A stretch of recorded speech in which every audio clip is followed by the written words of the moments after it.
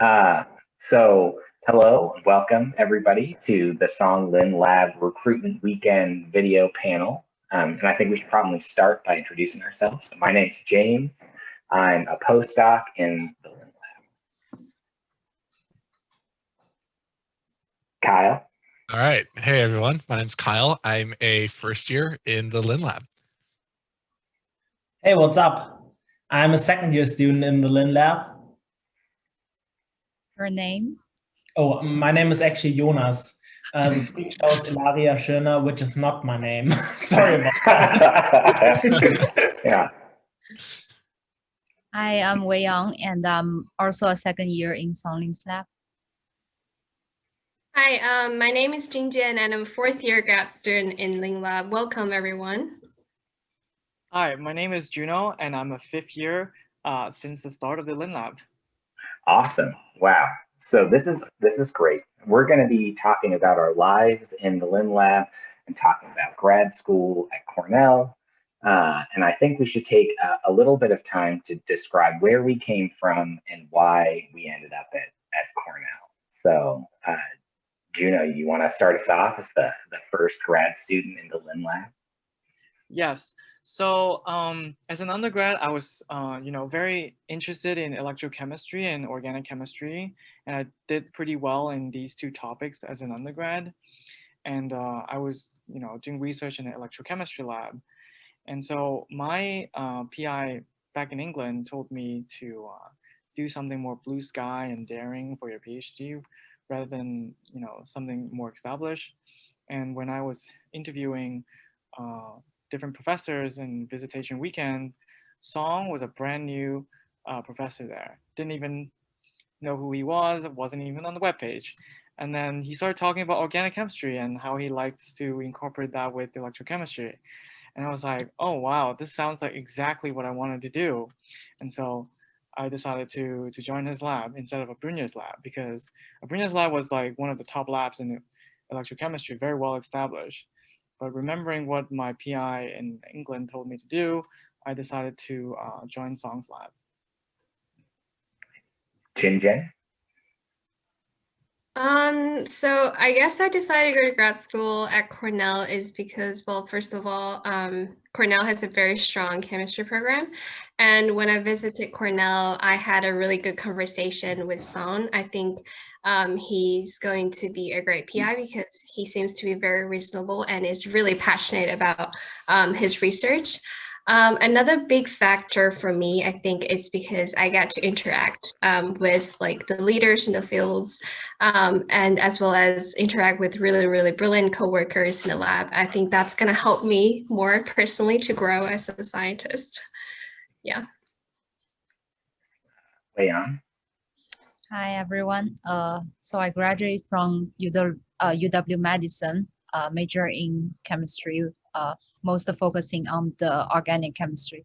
I decided to go to Cornell because I have a strong attachment with organic chemistry, and also I was I really like Song's research. So he's already very well known in our school when I was graduating, and his electron chemistry is a very strong field as far as we can see. Jonas? Yeah, so my story to the Lin Lab is actually a little different from Juno's story, where he started off doing organic electrochemistry, organic electrosynthesis as a blue sky research field. When I joined, which was now 2 years ago, which was 4 years later than Juno, organic electrochemistry during that time really was established as a major field of interest in organic chemistry research, and at this point as a huge cornerstone of electrochemistry. So when I joined the Lin Lab, it was kind of a different situation that electrochemistry already has been established. Recently, there was an NSF center funded for electrochemistry. So I really wanted to get into that field to use chemistry to do more sustainable transformations, to hopefully aid the fight against climate change. And that's kind of how I got into electrochemistry. And the choice to come to Cornell was then pretty natural, as Song is an absolute leader in catalytic organic electrochemistry, where you then can combine your knowledge in transition metal chemistry maybe, and organic electrosynthesis, and hopefully build towards a more sustainable future. And after joining Cornell, I just realized, oh, there are also a lot of other PIs around. So when you make the decision, hopefully, to join Cornell, you'll actually find that there will be more PIs which might be in your interest. For example, Tristan Lambert also does electrochemistry and combines that with photochemistry in a really innovative way. There will be Todd Heister, who does enzyme catalysis and in redox single electron transfer fashion. So there's a lot of interesting stuff at Cornell. For sure. And Kyle, you joined Cornell most recently, so it should be fresh in your memory. Why Cornell? Yeah, the Cornell story was really interesting for me. So I actually met Song back in 2018 when I was giving a presentation at the International Conference for the Society for the Electrochemical Society. And while I was there giving that presentation, my PI, Diane Smith, who's also a pretty predominant leader in analytical electrochemistry, told me that Song Lin was this rising star in the field of electrochemistry, specifically applying it to organic synthesis. Well, at this same conference, Dr. Phil Barron was presenting, and I had the opportunity to speak with Dr. Phil Barron. And given that I did my undergraduate in San Diego at San Diego State University, Phil Barron actually invited me to come to the Scripps Research Institute and shadow Yu Kawamata, the student in his lab who kind of pioneered the work on the electrosyn alongside and helped develop it with Phil Barron. So I got to spend a year attending Phil Barron's group meetings on Saturdays and shadowing Yu Kawamata for about an hour or so afterwards, just kind of learning about synthetic organic electrochemistry and kind of Phil Barron's role in that. And I got to speak to him. And during these conversations, I heard Song's name come up again about he was also doing really great work in this field from Phil. And you said, oh yeah, Song and I talk all the time. I have him on my cell phone. So when I learned about Song's name started to pop up in that regard, but then also my research specifically in Diane Smith's lab so I'd be oxidizing and reducing molecules and causing them to hydrogen bond more strongly with guests that they were interacting with, host or guest molecules. And during some of these redox processes, I would observe irreversible transformations that implied some sort of covalent interaction between these molecules. And I thought to myself, wow, it'd be really cool if we could understand what exactly was happening, what bonds are forming, and then control that to do novel transformations and functionalizations using electrochemistry as a organic synthetic tool. And that's when I started diving more into this idea, like at Phil Barron, and that's when Song's work started to really pop up. Furthermore, I saw a lot of this work using redox chemistry to create organic molecules was being developed using photochemistry. Now, photochemistry is just the other side to the same coin as electrochemistry. It's just redox chemistry applied to organic synthesis. And so I'd seen a lot of work developed by photochemistry, and no one even thought maybe this reaction could not only be done more efficiently using electrochemistry, but could also be furthered and taken to another level, because photochemistry is famous for single electron transfer processes, but electrochemistry opens the door for multi-electron transfer processes and is inherently catalytic, given that you can change the potential at either a single working electrode or between your anode and your cathode. You have a complete catalytic system all in one. And so that's when I applied for Song Lin's group at Cornell, because I saw his work was not only in catalytic electrochemistry, synthetic organic electrochemistry, but also his work in collaboration with Tristan Lambert doing photocatalytic electrochem, so electrophotocatalysis, combining light and electricity in one to do organic transformations was, I kid you not, the perfect, it was everything I wanted in research. So this is a clear choice for why I came to Cornell. Not only that, but out of all of the, I've also visited UC San Diego and UCLA and some other institutions. While I was at those schools, I kept asking and looking in the department, seeing if there was anybody else doing this type of work. And I didn't see that. There was usually one person doing electrochemistry, and it would be in the inorganic department, and it would be very niche. But here at Cornell, there's multiple people using electricity or light in some sort of redox processes to further their research in a really novel way. Todd Heister, for example. We also have a new professor coming in, Mikhail Abasov, who's using electric fields to induce charge polarities on the surface of proteins to influence binding of medicinal molecules. And so there's multiple people in the department using electrochemistry in a novel way that's directly in line with organic synthesis that showed me that this department really has their mind set on implementing this new technology in a really exciting fashion. And so that's why I chose to come to Cornell overall. Nice. Yeah. I mean, I think it's what I love about the Lin Lab is it's an opportunity to do great research at the cutting edge of organic chemistry in an environment of people that are doing awesome research and are always willing to chat or help out if you need a chemical or advice. It's a great environment. And now I know this might be opening a can of worms, but it might be nice to get an idea of what projects you guys are all working on. And I know we can talk about our research all day. So let's get the highlights out there. What's the project we're working on and why is it an important research question that is worthy of so much of our time and efforts? Juno, you want to start us off? Well, so Yeah. I work with tempo chemistry since my very first paper. I'm kind of obsessed with aminoxyl radicals and the chemistry that they do. And based on the first two projects I've completed, we have this hypothesis that an enantioselective diazidation mechanism could be at play here if we replace the tempo radical with some sort of chiral motifs around it. And so this is the current direction of the project in which we're trying to design an enantioselective diazidation catalyzed by these aminoxyl radicals. And these are this project is in collaboration with the Miller group at Yale. So you can imagine what kind of chiral informations we are putting onto the aminoxyl. Jin?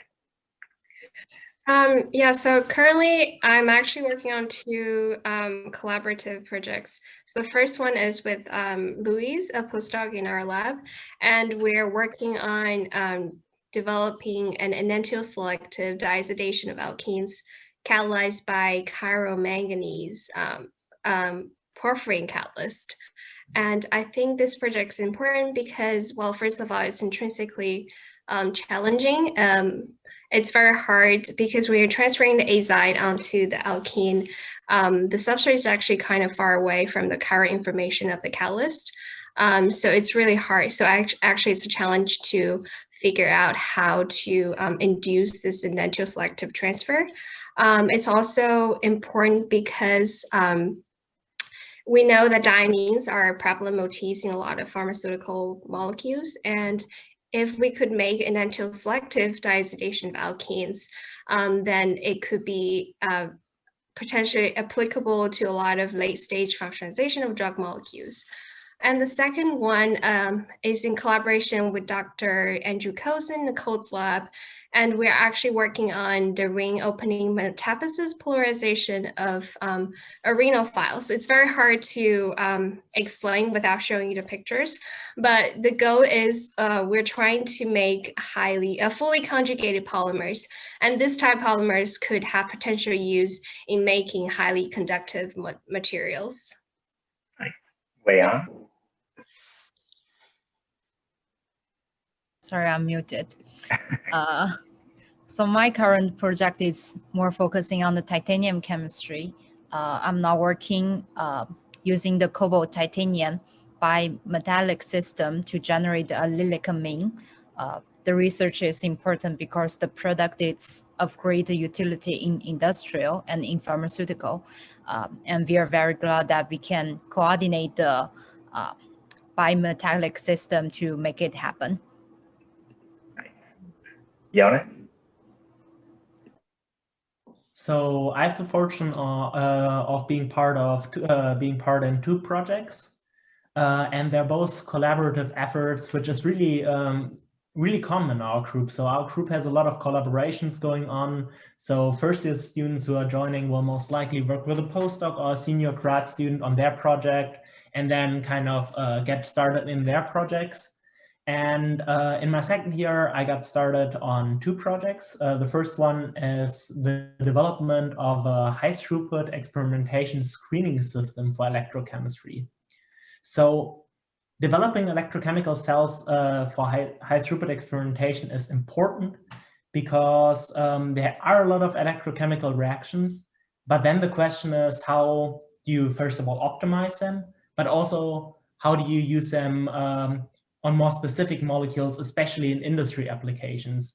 So my goal in my PhD is kind of to get electrochemistry into the hands of industry so that they can then make their medicine, their large-scale, ton-scale products using electrochemistry, and thus reduce their carbon footprint or footprint of otherwise toxic metals. And the only way to do that is to convince process chemists and medicinal chemists to use electrochemistry. And what we are trying to do is to give them the tool to use electrochemistry. So that project is a collaboration with Merck. So we're working with a couple of engineers and also process chemists and medicinal chemists there. And I am also fortunate to work with James, our postdoc extraordinaire. And it's an awesome project to be part of. And the second effort I'm working on is kind of a little bit outside of the scope of what the Lin Lab usually does, which is trying to use machine learning and data science to predict reaction outcomes of energetic materials. So the relevance of that project is really a teaching effort of learning how to use data science tool in computational chemistry to apply to organic synthesis and to apply to potentially later electrochemistry. So I really hope to combine those efforts someday, because my PhD is going to be 3 more years, so there's probably going to be a lot more time to develop new things in that direction. Awesome. Kyle, you're just starting out. Do you want to share with us your project? Yeah, of course. So the first years usually, as Jonas mentioned, jump on board with either a postdoc or a senior grad student in the lab, and kind of learn learn their way around the lab through that project. And my awesome mentor and senior student is Juno, as you see here on the screen. And we are working together on this tempo catalyzed enantioselective diazidation. And this has been really interesting. And I've gotten pretty excited about this work because I've never had the opportunity to work with enantioselective catalysis in the past, and especially through a radical mechanism and using some sort of a peptide catalyst. And I think this also goes to reinforce why I joined the Song Lab, is it's a collaboration with the Miller Group at Yale.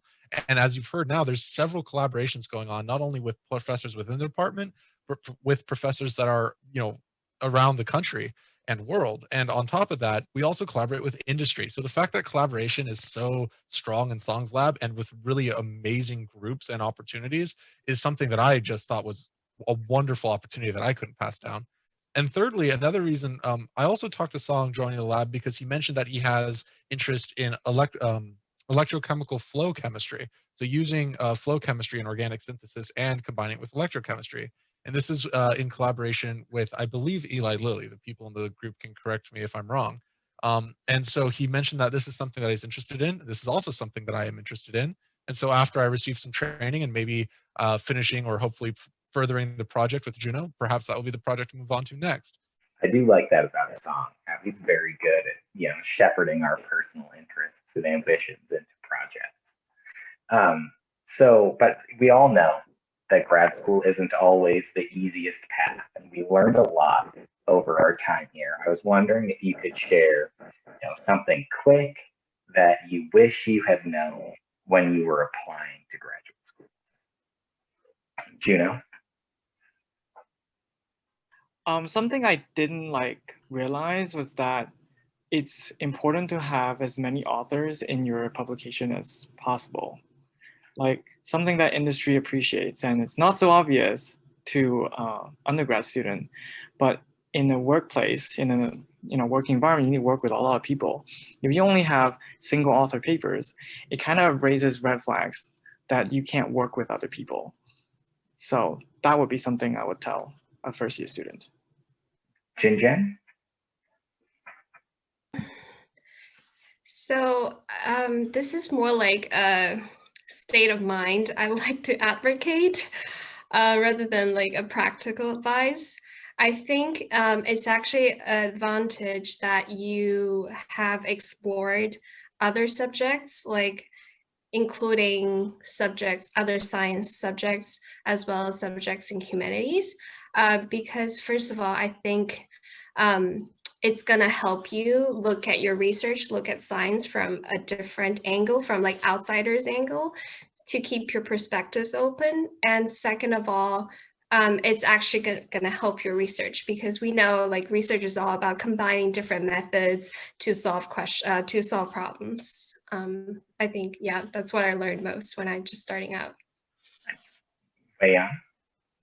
I would tell myself to be prepared to get disappointed. Graduate school is so hard. There's like no easy answer to every question. So I need to be patient and just prepare myself for every challenges. During my PhD, I tried more than 1,000 reactions to do one transformation. And you definitely need to be able to be comfortable with failure. That's a great advice, Jonas? Actually, when I prepared for this meeting, I kind of wanted to give Wei-Yang's answer. But now I got to come up with a new one, which would probably be like, just read as much as possible, and grad school isn't a sprint. Like, you have enough time, like, I would say like maybe do like one experiment less a day, but maybe read like one paper more a day. I think that would be a solid piece of advice, especially like in the beginning, you really don't know what you're doing. You are just swimming along. So it's pretty helpful to read a lot. I think that would be advice I would give myself. Kyle? So you guys all kind of nailed all the questions that all the comments I was going to give. One, yeah, like Wei-Yang said, be comfortable with failure. Be motivated not to get the result that you hypothesized, but be motivated to complete the experiment. If you're motivated to show up and do the work, the data will present itself. Nature holds the answers. All you can do is ask the questions. You can't influence what answer nature gives you. So that's one thing. Be motivated to do the experiment, not about the result. Two, I was gonna say, like Jonas said, make reading a priority. I, wasn't super comfortable with the scientific literature before coming here, and I still am developing that comfort. But it's become so obvious right out of the gate just how much your familiarity with the literature as it develops impacts the quality of the science that you produce. And also don't just read to understand. It's okay to take your time to read a paper, to really digest material and commit it to memory, versus just reading it to say that you read it. I think that's a difference too. It's okay if in the beginning, if it takes you multiple days to get through one paper, so long as you're actually learning something from that paper. That's probably the best bit of advice. And for first years, yeah, don't worry about taking forever in the lab to get through one column. It happens. Yeah, for sure. So lastly, Ithaca is a great city, and upstate New York is crazy beautiful, particularly when there's not a bunch of snow on the ground. I was wondering if you all would share something that you do outside of lab and outside of grad school that helps center you and keep you going. Juno? So in the summer, I play volleyball twice a week. And in the winter, I go ski every Sunday. But I think COVID happened, so I don't really have opportunity to play volleyball anymore. But those are my two things I do all regularly. Jin? I swim and I dance like at least once a week. It's really relaxing for me personally. And just in general, I think it's very important to keep like physically healthy. So exercise a lot helps. And also personally, I like to read.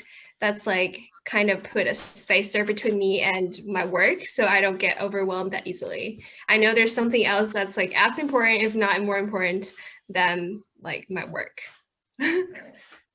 Yeah.